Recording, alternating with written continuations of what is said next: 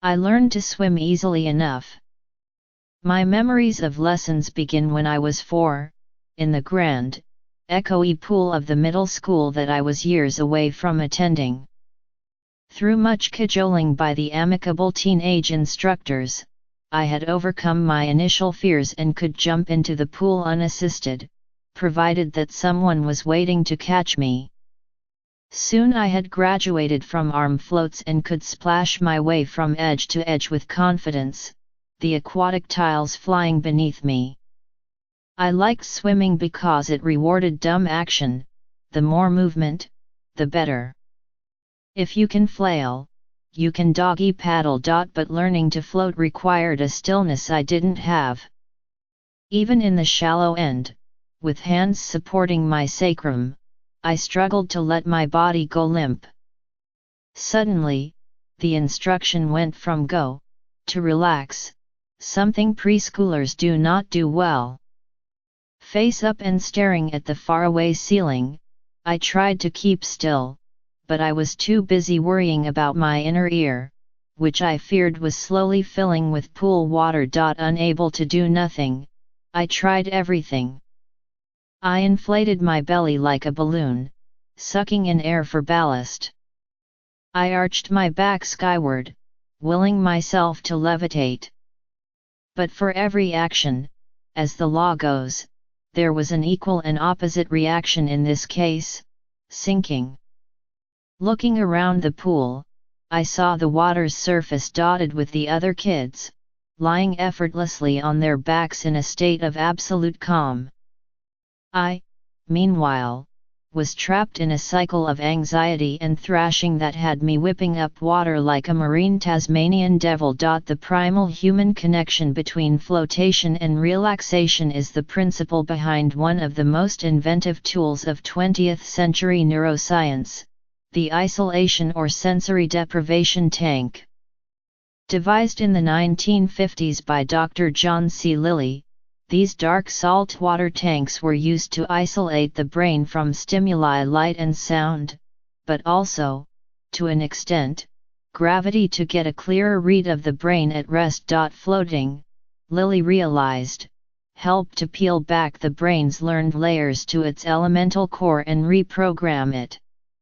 Suddenly all of the stimulation of holding one upright against gravity disappears, he wrote.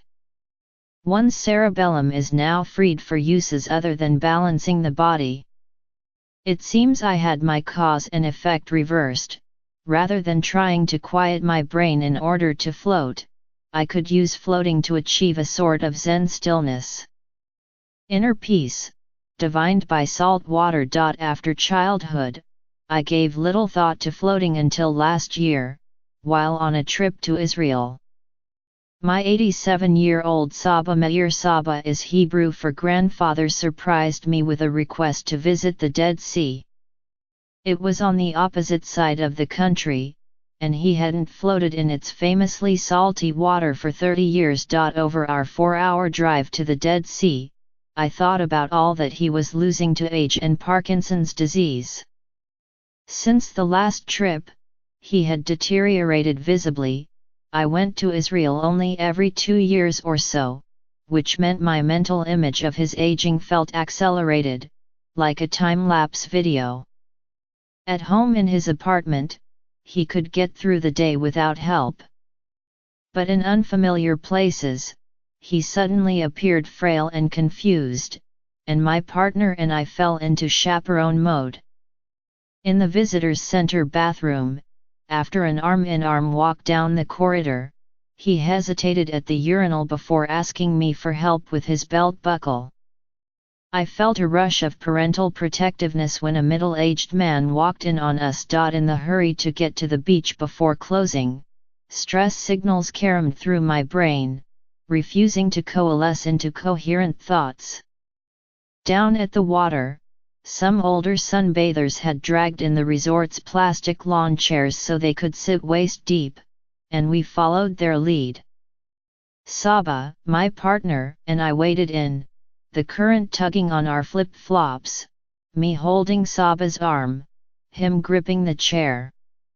With great negotiation, we got him situated, his feet floating upward as he stiffly tried to recline. My own floating technique was no better now than it was when I was a child. My mind reeled more than ever, hot with anxiety from a day of caregiving. My eyes darted from Saba to the water. I was too preoccupied with his safety to appreciate the seascape. But in water this salty, the body will float, no matter how tense. My legs rose alongside my grandfather's as my head tipped back. The sea was bath water, warm and virtually still. Finally weightless, I had the strength to reflect. The trip had been grueling, and I was angry at my grandfather at his helplessness. I hadn't signed up for the bathroom aid, for helping him dress, for helping him shower.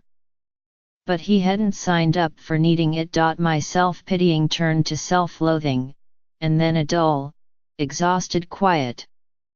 He was aging. I was aging.